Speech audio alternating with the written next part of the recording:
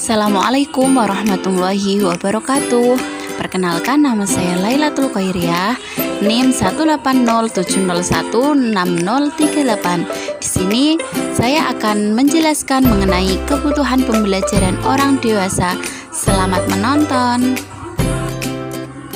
Baik, sebelum masuk ke pembahasan, saya ingin bertanya, siapa sih orang dewasa itu? Oke, jadi orang dewasa adalah orang yang telah memiliki banyak pengalaman, pengetahuan, kecakapan, dan kemampuan mengatasi permasalahan hidup secara mandiri. Orang dewasa terus berusaha meningkatkan pengalaman hidupnya agar lebih matang dalam meningkatkan kualitas kehidupannya.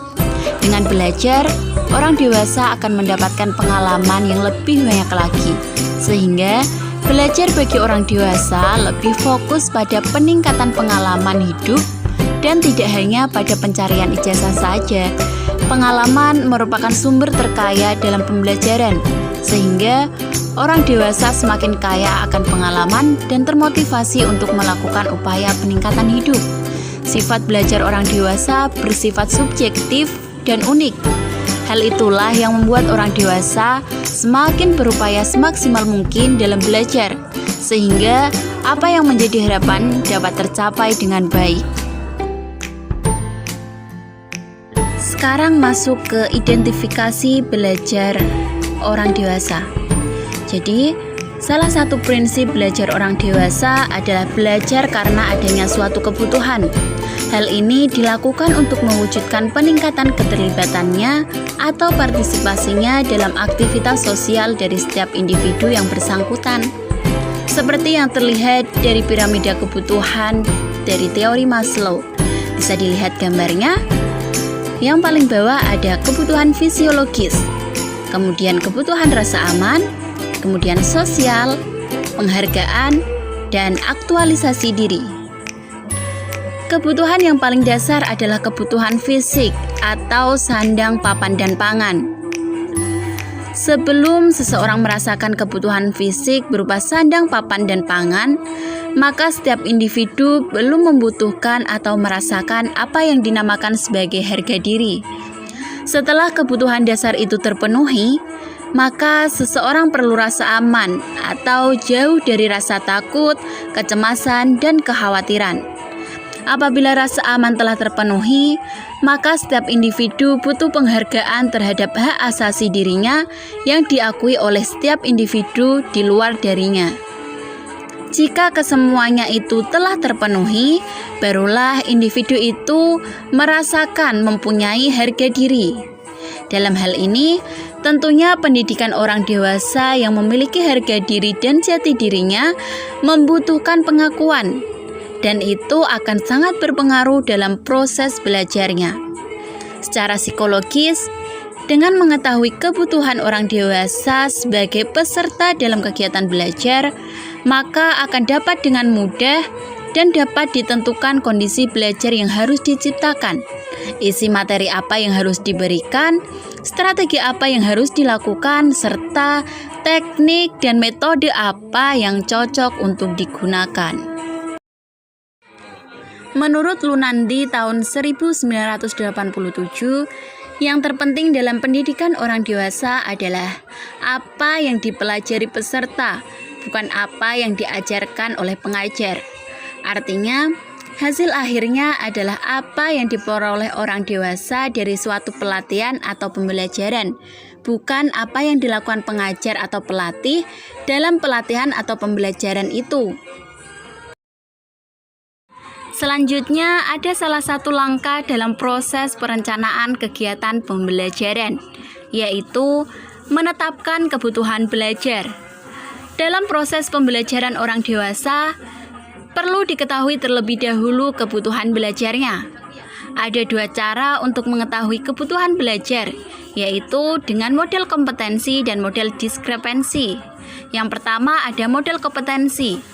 Model ini dapat dilakukan dengan menggunakan berbagai cara, seperti penyusunan model peran yang dibuat oleh para ahli, Pada tingkat organisasi dapat dilakukan dengan melaksanakan analisis sistem, analisis performan, dan analisis berbagai dokumen seperti deskripsi tugas, laporan pekerjaan, penilaian pekerjaan, analisis biaya, dan lain sebagainya. Pada tingkat masyarakat dapat digunakan berbagai informasi yang berasal dari penelitian para ahli, laporan statistik, jurnal, bahkan buku dan monografi. Dan yang kedua ada model diskrepansi, yaitu mencari kesenjangan. Kesenjangan di sini maksudnya adalah kesenjangan antara kompetensi yang dimodelkan dengan kompetensi yang dimiliki oleh peserta didik.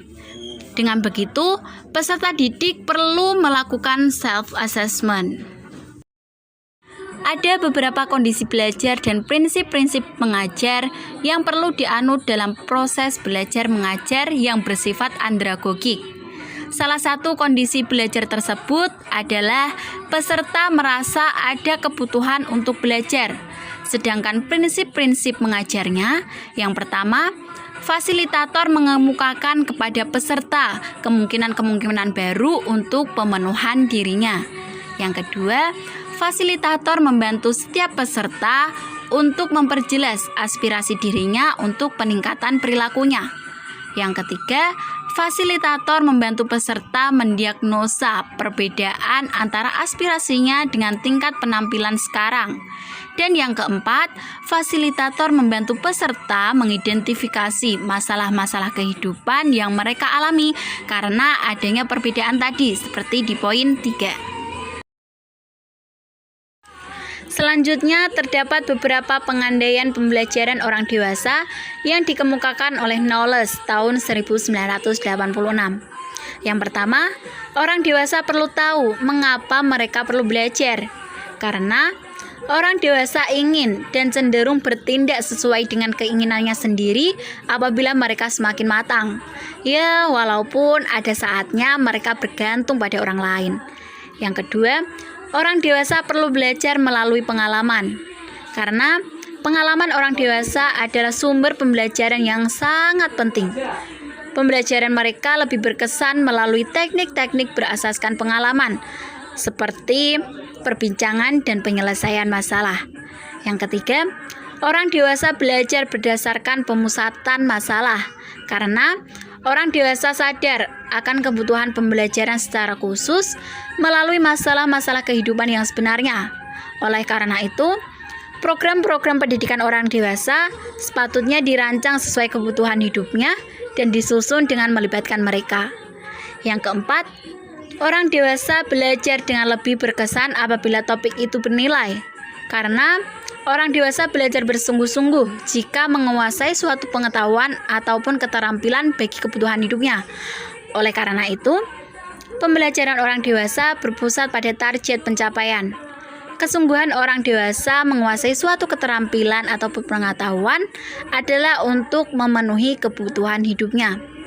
Yang kelima, kebutuhan untuk memenuhi rasa ingin tahu. Karena orang dewasa perlu tahu mengapa mereka perlu belajar. Seorang tokoh bernama Tok pada tahun 1979 mendapati apabila orang dewasa berkemampuan untuk belajar dan memperoleh manfaat daripada pembelajarannya dan menyadari keburukan apabila tidak mempelajarinya. Peran fasilitator di sini adalah untuk menyadarkan peserta didik tentang kebutuhan untuk memenuhi rasa ingin tahu. Yang keenam, kebutuhan untuk menyempurnakan dirinya. Mengapa? Karena orang dewasa mempunyai kemampuan dalam menilai diri sendiri, menentukan keputusan, dan menentukan arah hidup mereka sendiri. Orang dewasa juga mampu membangunkan kondisi psikologi mereka untuk mendapatkan perhatian dan penghargaan dari orang lain. Yang ketujuh yaitu peranan pengalaman. Hal ini dikarenakan orang dewasa memiliki pengalaman yang berbeda-beda sesuai dengan latar belakang, cara pembelajaran, kebutuhan, pencapaian, dan minat. Kaidah pembelajaran yang sering digunakan adalah perbincangan kumpulan, penyelesaian masalah, dan bertukar pengalaman. Yang kedelapan yaitu kesediaan belajar. Hal ini sangat penting karena orang dewasa bersedia untuk belajar pada perkara yang perlu diketahui dan dipelajari oleh mereka, dan mengkaitkan apa yang dipelajari dengan realitas kehidupan. Kesediaan belajar ini penting bagi diri sendiri.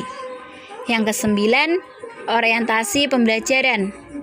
Karena orang dewasa belajar berdasarkan orientasi kehidupan, berbeda dengan anak-anak yang hanya bertumpu pada pembelajaran atau berpusatkan subjek.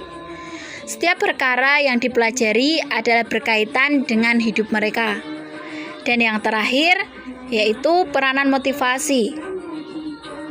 Mengapa? Karena orang dewasa mendapatkan motivasi dari dorongan luar, seperti kenaikan pangkat, gaji yang tinggi. Akan tetapi, faktor pendorong dari dalam sangatlah lebih berpengaruh, seperti kualitas kehidupan dan penghargaan. Cukup sekian pemaparan dari saya. Semoga apa yang saya sampaikan dan apa yang saya tayangkan bisa bermanfaat untuk kita semua. Kurang lebihnya saya minta maaf. Wabillahi taufiq wal hidayah. Wassalamualaikum warahmatullahi wabarakatuh.